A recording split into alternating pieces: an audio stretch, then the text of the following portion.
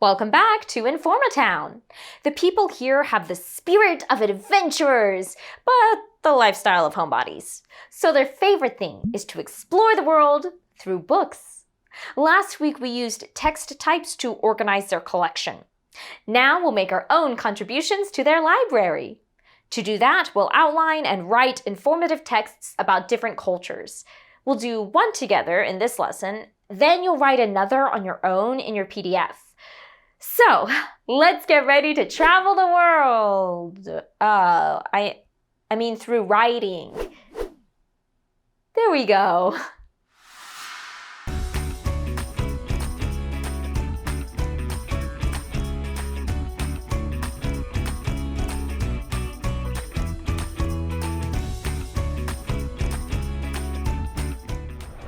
Think about all the ways you can find information. You can ask an expert, research online, use the library, visit a museum. In fact, we are so surrounded by information nowadays that the time period we live in is called the information age.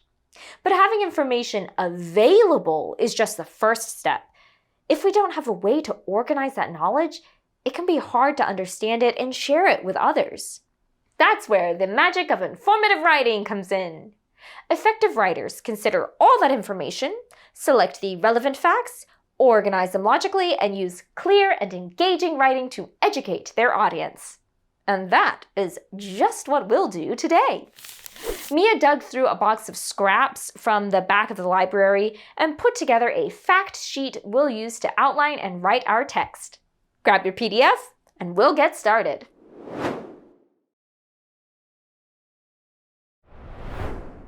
To write our informative text, we'll use the fact sheet that Mia created about South Korea.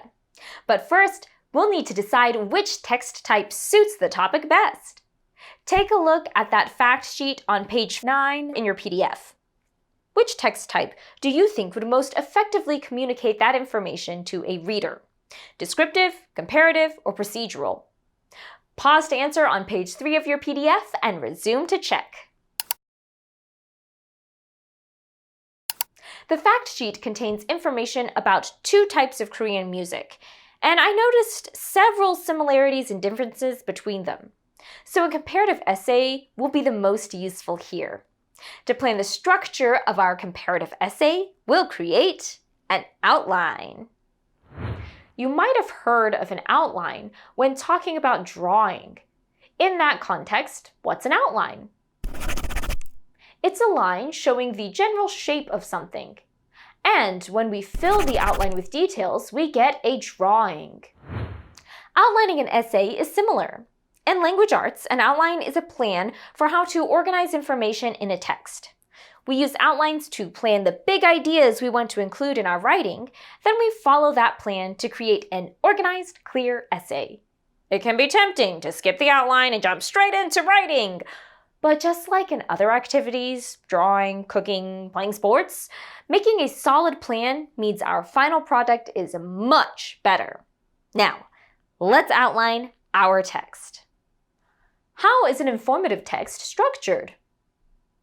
It starts with an introduction, has several body paragraphs, then ends with a conclusion. So, how many body paragraphs do you need? That depends on how you decide to group the information. In a comparative essay, we might have 1 paragraph on similarities and 1 on differences. Or we could have a paragraph for each characteristic we're comparing. Let's consider how to group our information. In your PDF, look over the fact sheet again. How do you think we should group this information into 2 to 4 body paragraphs? Pause to work and resume to discuss.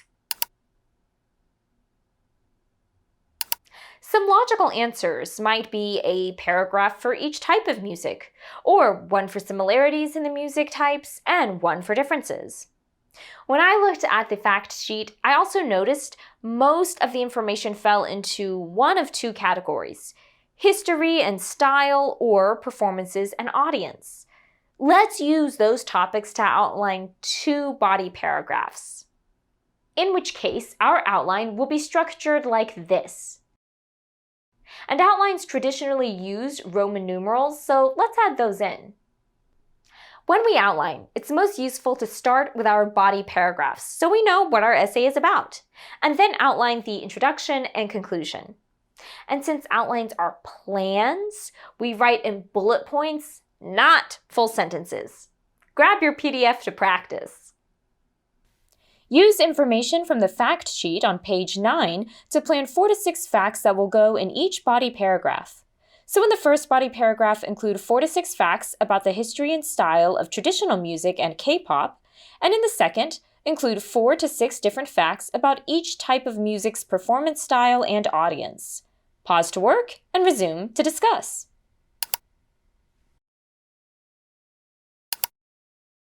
I included these facts in the first body paragraph about history and style, and these facts in the second body paragraph about performance and audience. I left out facts that didn't seem to fit in either category or didn't seem necessary. Pause to read over these if you need to. With our body paragraphs outlined, we'll work on our introduction. An introduction has 3 basic parts: a hook designed to catch the reader's interest, any background information the reader needs to know, and then our central idea. One common type of hook is a rhetorical question, or a question used to get the reader thinking. So I'll write, have you ever tapped your foot to a catchy K-pop song or wondered about the melodies of traditional Korean music? As my hook. For background information, I'll include that South Korea has a rich cultural heritage. The last part of an introduction should clearly state the central idea. What would be an effective central idea for this essay? Think about trying to summarize the outline of the 2 body paragraphs in 1 sentence. Pause to answer in your PDF and resume to discuss.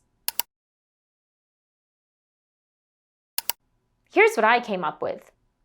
Exploring the differences and similarities between traditional Korean music and modern K-pop reveals the depth of Korean culture. Finally, our conclusion will restate our central idea and summarize the main points. So our finished outline looks like this. It's in your PDF so you can look back at it later to help you write your own outlines. With our plan in place, we're ready to write.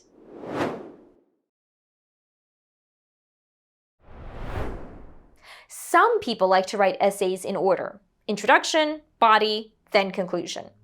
However, just like in outlining, it's often useful to start with our body paragraphs, then write the introduction and conclusion. You can't introduce someone before you know their name, right? Similarly, it's harder to write an introduction when you don't know exactly what you're introducing yet. Let's use our outline to write the first body paragraph. Both traditional and contemporary Korean music have distinctive histories and styles, though the specifics differ. Traditional Korean music, known as kuka, has a history that stretches back centuries. It's like a musical story telling tales of Korea's past, nature, and the emotions of its people. Instruments like the kayagum, a stringed instrument, and the piri, a bamboo flute, create a unique, gentle sound. In contrast, K-pop, short for Korean pop music, is a global sensation that emerged in the 1990s. It's famous for its catchy beats, synchronized dance moves, and vibrant fashion. Groups like BTS and Blackpink have fans all over the world, showing just how powerful contemporary Korean music has become. Notice that I opened with a topic sentence that tells the reader what this paragraph will be about, and included a transition to help the reader understand that I was changing from the topic of traditional music to contemporary. Now you try. In your PDF is the outline for the second body paragraph and a space to write. Use the outline along with the topic sentence and transitions to write the paragraph. Pause to write and resume to discuss. Let's take a look at my example. My topic sentence is this opening phrase that tells the reader what this paragraph is about. I also use the transition, on the other hand, to signal I was switching from traditional music to focus on K-pop. Now all that's left to write is our introduction and conclusion. For the introduction, I started with a hook then gave background information, and finally stated the central idea. Then in the conclusion, I restated the central idea in new words and summarized some of our main points. And there's our essay! It's also in your PDF as both a text and an audio file. You can use that essay as an example while you write your own. Which brings us to...